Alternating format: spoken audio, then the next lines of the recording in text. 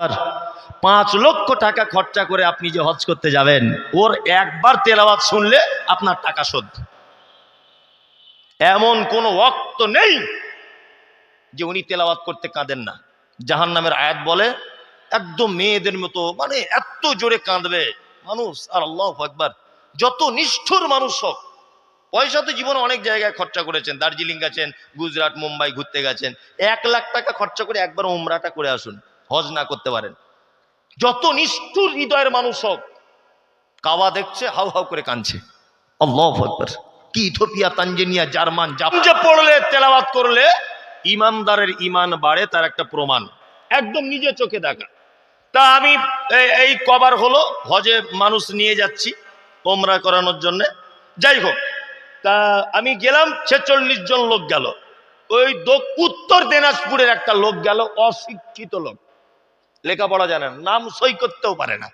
কি বললাম বুঝলেন? তা মানে ভেতো বাঙালি, খোট্টা ভাষা যেমন গ্রাম অঞ্চলের বলে, এই ভাষা ছাড়া ও কিচ্ছু বুঝে না। ও আমি যখন কাবাতে তওয়াফ করি, ও আমার পিছনে এরকম জ্যাকেট ধরে রাখে, গেঞ্জি। বলছে আপনি ধরে রাখছেন কেন? বলছে আমি তাছাড়া হারিয়ে যাব। ঠিক আছে তাই করো, বয়স্ক মানুষ, আমার আব্বার থেকেও বয়স বেশি হবে। তা আমরা রাত 10টার সময়তে যেতাম তওয়াফ করতে, আর ফজরের পরে তওয়াফ করে একেবারে চলে আসতাম ফজরের সালাত আদায় করে। তা মক্কার কাবার যিনি সব থেকে মানে ভালো ইমাম, 1 নম্বর ইমাম, ডক্টর কি বলে ওনার, আব্দুর রহমান আস-সুদাইস, তাই না? খুব ভালো মানুষ।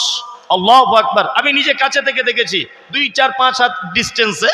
মানে এখন আগে নামাজ পড়াতো অন্য জায়গাতে, আর এখন নামাজ পড়ায় অন্য এক সাইডে। তো ওখান থেকে কাছাকাছি দেখা যায় আর কি। যাই হোক, খুব কাছাকাছি, এখন নতুন সিস্টেম করেছে এটা।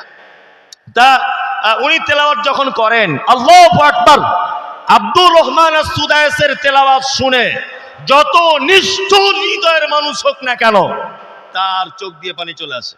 আর উনি এমন করে তেলাওয়াত করেন, ফজরে আর এশাতে উনি নামাজ পড়ান। আল্লাহু আকবার। 5 লক্ষ টাকা খরচা করে আপনি যে হজ করতে যাবেন, ওর একবার তেলাওয়াত শুনলে আপনার টাকা শোধ।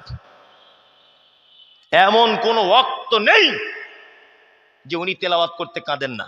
জাহান্নামের আয়াত বলে একদম মেয়েদের মতো, মানে এত জোরে কাঁদবে মানুষ। আর আল্লাহু আকবার, যত নিষ্ঠুর মানুষ হোক, পয়সা তো জীবনে অনেক জায়গায় খরচা করেছেন, দার্জিলিং গেছেন, গুজরাট, মুম্বাই ঘুরতে গেছেন, 1 লাখ টাকা খরচা করে একবার উমরাটা করে আসুন, হজ না করতে পারেন। যত নিষ্ঠুর হৃদয়ের মানুষ হোক, কাবা দেখছে হাউ হাউ করে কাঁদছে। আল্লাহু আকবার। কি Ethiopia, Tanzania, German, Japan, France, কি বললাম বুঝলেন? কালো লোক, লম্বা লোক, বেঠে, সবাই কাঁদছে। আমি নামাজে দাঁড়ালাম, দিনাজপুরের চাচা আমার দিকে ডান পাশে দাঁড়িয়ে আছে। ফজরের সময়তে আব্দুর রহমান আস-সুদাইস তিনি জাহান্নামের আয়াত তেলাওয়াত করছেন, সূরা ওয়াকিয়া। তেলাওয়াত করতে করতে মেয়েদের মতো করে ডুকরিয়ে ডুকরিয়ে তিনি কাঁদছেন। 10 সেকেন্ড, 20 সেকেন্ড, কখনো কখনো 30 সেকেন্ড পর্যন্ত হবে। কোরআন তেলাওয়াত বন্ধ হয়ে যাচ্ছে, উনি কাঁদতে ব্যস্ত। সবাই কাঁদছে, আমিও কাঁদছি। আমি আলেম মানুষ, একটু আধটু আরবি বুঝি বলে আমার চোখ দিয়ে পানি চলে আসতে আমি ডুকরিয়ে ডুকরিয়ে কাঁদছি। আমার ডান দিকে বসে নামাজে দাঁড়িয়ে আছে চাচা, চাচাও যেন ডুকরিয়ে ডুকরিয়ে মেয়েদের মতো করে কাঁদছে। নামাজ শেষ হয়ে গেল, রুমে যখন আসছি চাচাকে ডেকে বলছি, চাচা সত্যি করে বলো, আমি না হয় আলেম মানুষ, কোরআনের একটু আধটু বুঝি বলে না হয় কাঁদতে পেরেছি, তুমি কেন কাঁদলে?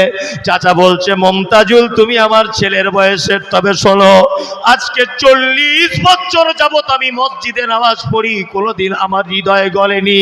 কিন্তু সত্যি যে কোরআন মাজিদ শুনলে, কোরআন মাজিদ পড়লে অন্তর গলে যায়। আমি জীবনে কোরআন তেলাওয়াত করতে জানি না, আজকের তার প্রমাণ পেলাম। আমারও কোরআনের আয়াত মনে পড়ে গেল। আল্লাহ বলে, আয়াতুহু যাদাতুহুম ঈমানা, মুমিন হলো তারা, তাদের সামনে কোরআন তেলাওয়াত করলে তাদের অটোমেটিক্যালি ঈমান বেড়ে যাবে। ওয়া আলা রাব্বিহিম ইয়াতাওয়াক্কালুন। মুমিনের দ্বিতীয় নম্বরের গুণ হলো খাইরিকি ওয়া শাররিকি মিনাল্লাহি তাআলা, ভালো মন্দ যা কিছু হবে, বিপদ হোক, মুসিবত হোক, লটারিতে টাকা পড়ুক আর অন্যায় কাজ করুন, যা কিছু হবে আপনি একটা কথা বলে দিবেন যে খাইরিকি ওয়া শাররিকি মিনাল্লাহি তাআলা, আমার ভালো মন্দ সব কিছু আল্লাহর পক্ষ থেকে। আমি ভরসা করি পৃথিবীর কোন মানুষের উপরে নয়, আমি আল্লাহর উপরে ভরসা করি। তৃতীয় নম্বরের গুণ,